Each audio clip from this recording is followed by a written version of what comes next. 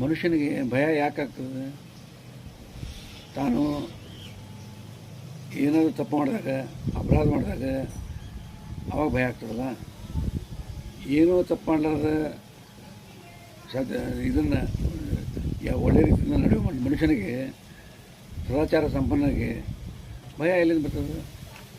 ಅವನು ಮತ್ತು ಮೇಲಾಗಿ ಇದ್ಕೊಂಡು ಇನ್ನೂ ಮೂಲತನ ಹೋಗಬೇಕಾದ್ರೆ, ನಾವು ಭಯ ಅಳಿಬೇಕಾದ್ರೆ ಈ ಮನುಷ್ಯ ಸ್ವಾಭಾವಿಕವಾಗಿ, ಯಾಕಂದರೆ ಸತ್ವರಜತಮ 3 ಗುಣಗಳಿದಾವೆ ಮನುಷ್ಯನಲ್ಲಿ. ಭಯ ಬರುವುದು ಸಹಜ, ಸ್ವಾಭಾವಿಕವಾಗಿದೆ.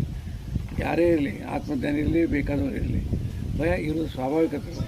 ಇನ್ನು ಈ ಭಯ ಹೋಗಲಾಡಿಸಕ್ಕೆ ಏನಪ್ಪ? ಸ್ವಲ್ಪ ಮಟ್ಟಿಗೆ ಎಲ್ಲಿವರೆಗೆ ನೀ ಗುಣಗಳು ಇರ್ತಾವೆ, ಮನುಷ್ಯನ ತ್ರಿಗುಣಗಳು, ಅಲ್ಲಿವರೆಗೆ ಭಯ ಇರೋದೇ ಇಲ್ಲ. ಆದರೆ ಆತ್ಮಜ್ಞಾನವನ್ನು ಸಂಪಾದನೆ ಮಾಡ್ಕೊಂಡ್ಬಿಟ್ರೆ ನಿಮಗೆ ಭಯ ಮುಕ್ತ ಆಗ್ತದೆ. ಆತ್ಮಜ್ಞಾನ ಅಂದರೆ ಏನು?